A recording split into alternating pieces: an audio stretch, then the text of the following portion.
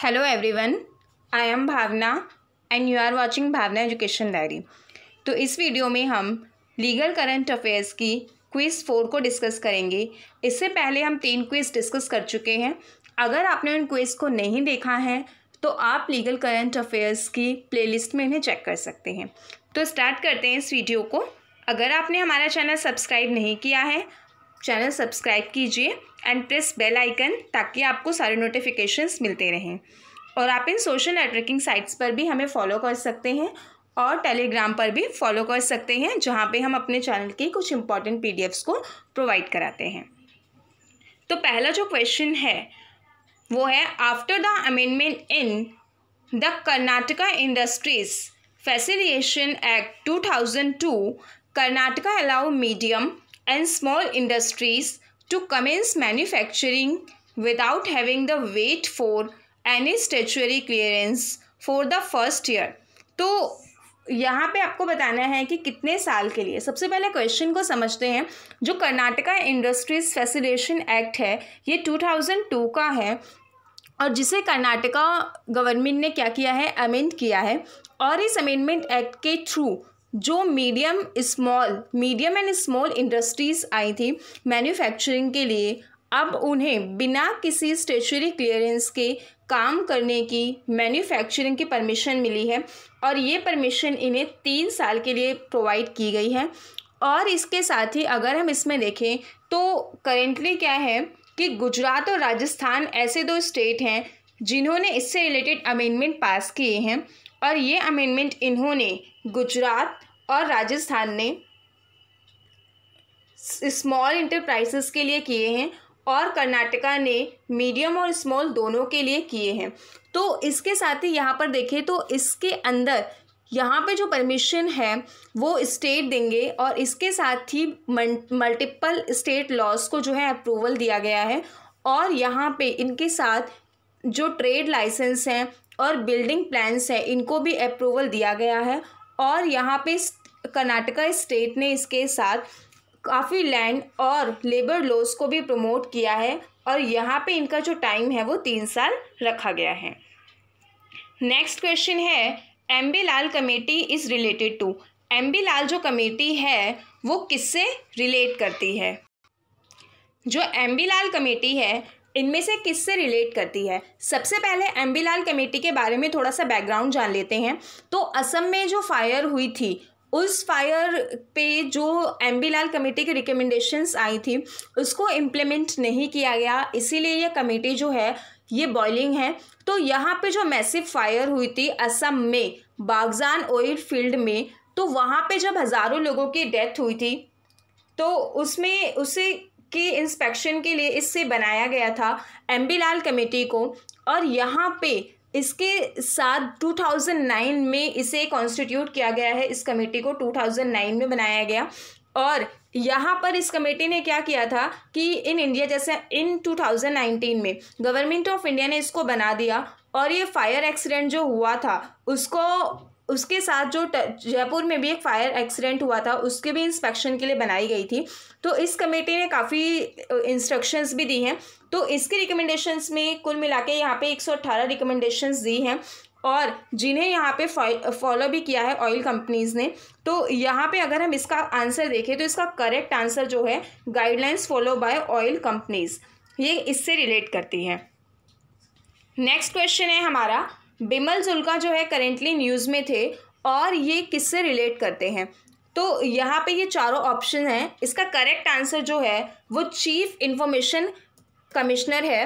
तो यहाँ पे जो अगर हम इसका हिस्टोरिकल थोड़ा सा बैकग्राउंड देखें तो यहाँ पर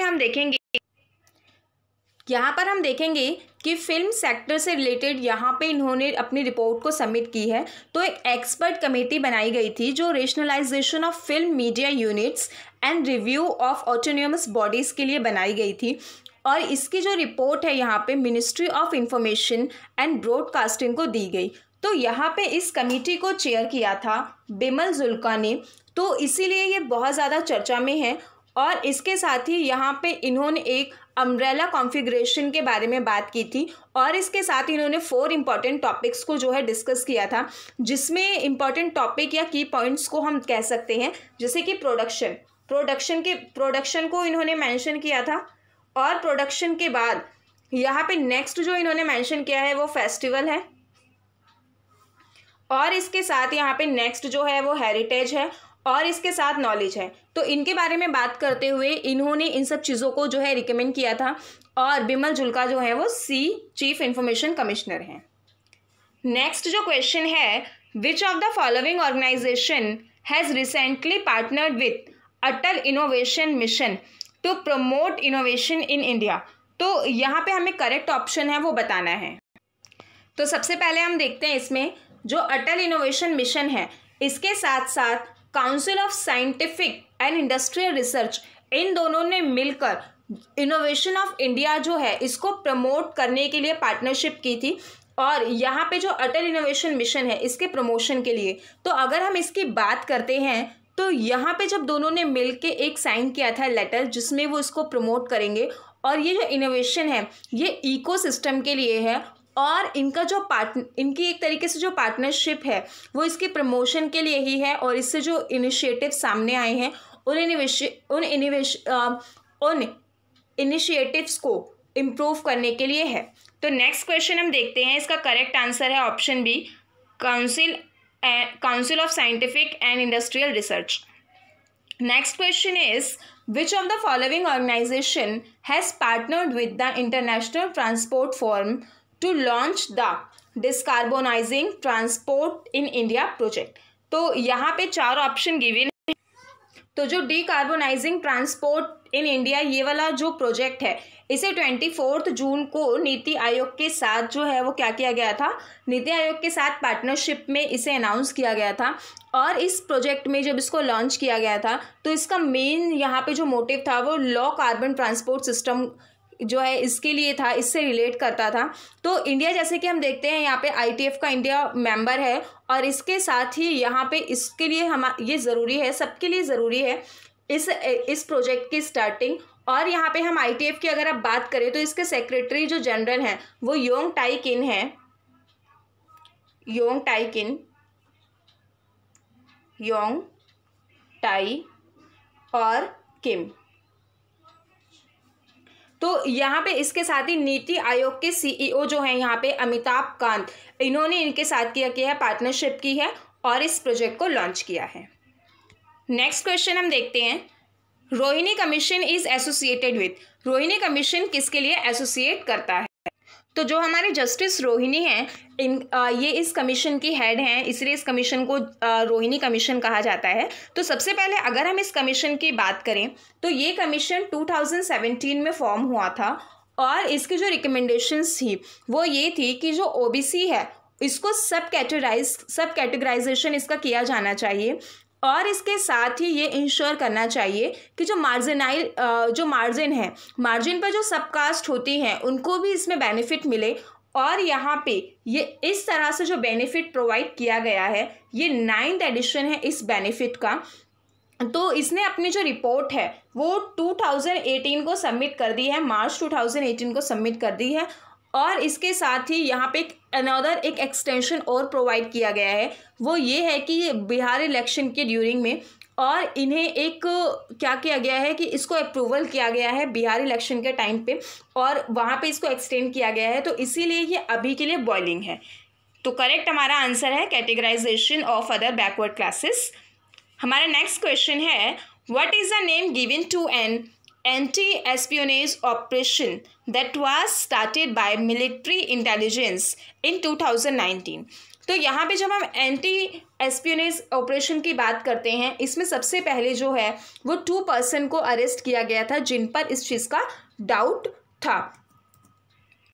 तो इसका बैकग्राउंड क्या है कि यहाँ पे क्या हुआ था, 2 पर्सन को अरेस्ट किया था राजस्थान की पुलिस ने, और उन 2 पर्सन पे डाउट था कि ये पाकिस्तानी इंटेलिजेंस एजेंसी से मिले हुए हैं, और ये दोनों ही पर्सन कुछ इन्फॉर्मेशन जो है यहाँ पे पाकिस्तानी इंटेलिजेंस को क्या कर रहे हैं, फॉरवर्ड कर रहे हैं। तो इसके साथ यहाँ पे दोनों जो पर्सन को अरेस्ट किया गया था उन्हें जो है इम्प्यूट्स बेसिस पे अरेस्ट किया गया था, यानी कि कुछ इनपुट्स जो है वो प्रोवाइड किए गए हैं मिलिट्री इंटेलिजेंस ने। तो मिलिट्री इंटेलिजेंस के रेगुलेशंस को फॉलो करते हुए इन्हें अरेस्ट किया गया था और ये इसके बाद ये ऑपरेशन चलाया गया था, एंटी एस्पियोनेज ऑपरेशन, जो जासूसी करते हैं इसके खिलाफ ऑपरेशन चलाया गया था। और ये ऑपरेशन जो है स्टार्ट हुआ है 2019 में। और इसके साथ ही यहाँ पे एक कुछ चीज़ें और इम्पॉर्टेंट जानने वाली है कि ये दोनों पर्सन जो है अरेस्ट किए गए थे, कौन से एक्ट के थ्रू अरेस्ट किए गए थे। ये दोनों जो पर्सन है यहाँ पे ऑफिशियल सीक्रेट एक्ट 1927 के थ्रू इनको अरेस्ट किया गया था। Next question is, recently Indian navy has launch dash to repatriate Indian citizens for overseas.